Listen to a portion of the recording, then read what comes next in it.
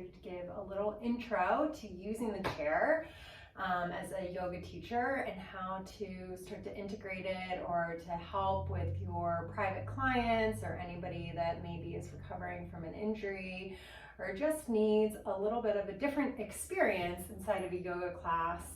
I know for myself, when I first took a chair yoga class, I kind of thought it was going to be this really easy, gentle thing, and then I realized very quickly that the chair was actually one of my favorite props that I have ever used, and that you could really go mentally and physically a lot deeper into many of the postures, and it was just such a way to give you a lot of stability and safety within your own physical container, and gave you a lot of liberation to explore. So I just want to do a little introduction to the chair. Even though we sit in the chairs quite often, there's lots of different ways to use it. And one of the first things I'm going to ask you, if you want to take a chair, I also am not using a traditional chair from a yoga studio. I'm just using a simple dining room chair just to kind of show you that any chair can be used, right? So if you want to pull up a chair and just feel your way on the chair and have a seat, just notice if you sit way back in the chair, how does that change the shape of the spine? Do you feel like you're being held? Do you feel like maybe for some of us maybe have a little bit more of a sway back or a little tend to kind of cave in? Does it feel comfortable to sit in the back of the chair? And how can you utilize even the back of the chair to support your spine a little bit more? And if you slide about midway, does that create a little more accessibility with the feet being able to move or the knees being able to move? And maybe you can sway a little bit side to side. What feels most comfortable to you, right?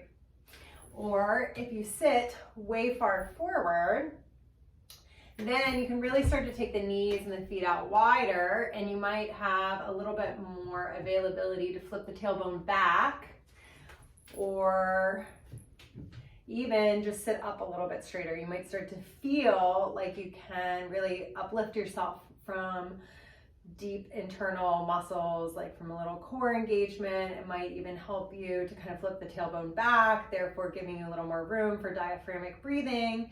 So already just where we sit and position ourselves on the chair can be such an exploration of what's going on in the physical container, and how can we align that physical container to feel a little bit more comfortable for our breath and for our higher self, right?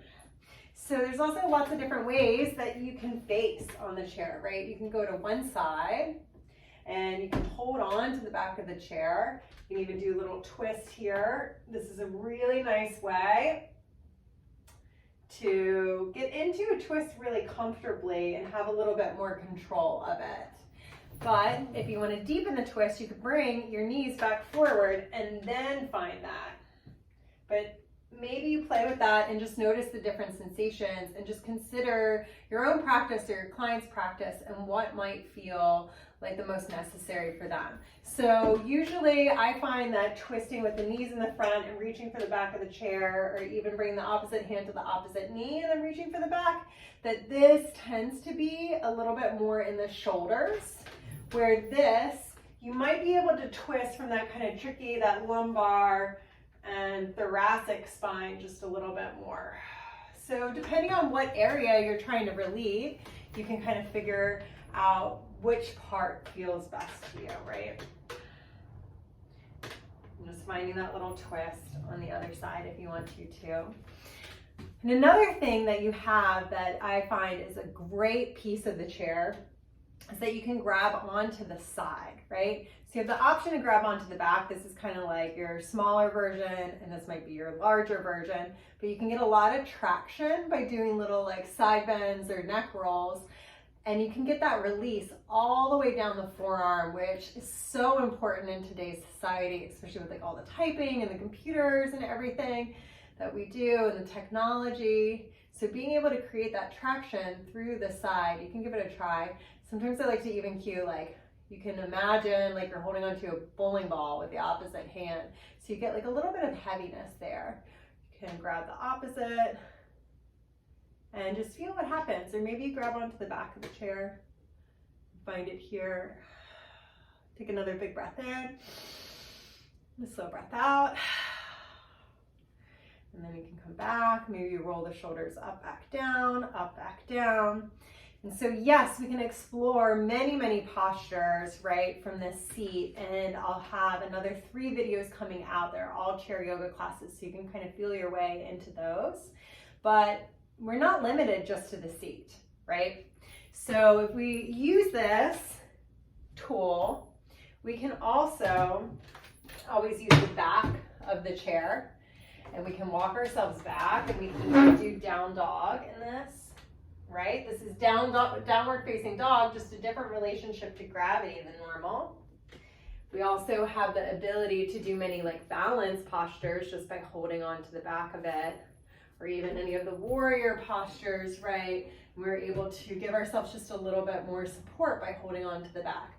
So the chair, you can use the seat, you can use the back of the chair, you can use it for many stabilization in many of the postures, or you can also always flip it this way and maybe play with balancing postures that way as well, right?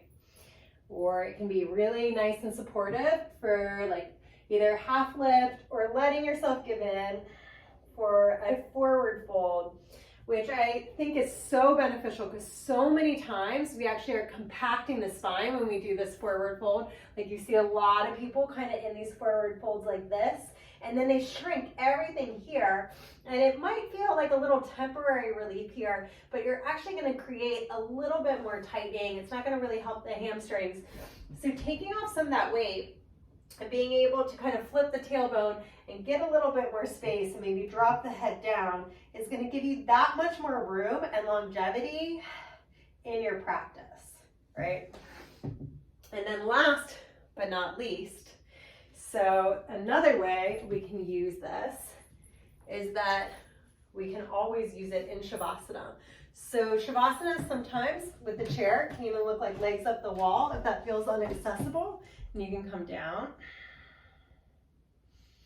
which is really nice. I do say if people are taking this variation of legs up the wall, they should really bring a blanket kind of onto the chair, or you might even need a bolster if somebody's hamstrings are really tight and that they're not able to bend into that like L shape through the knees, or if the chair's a little bit too tall.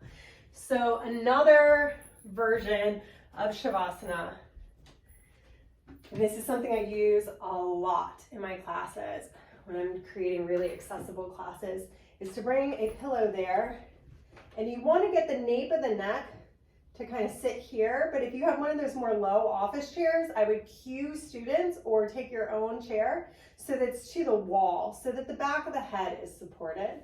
And then the arms can kind of come alongside, you can cross at the arms, you can rest them down, whatever feels supportive to you. Sometimes I'll even place like a bolster over top of the lap and just like bring it here. You know, when I've taught this in schools or in learning environments, if we're using the chair and there's a desk in front, then you can kind of like shift the hips back and just like let people allow themselves to give into that desk and be held in that space too.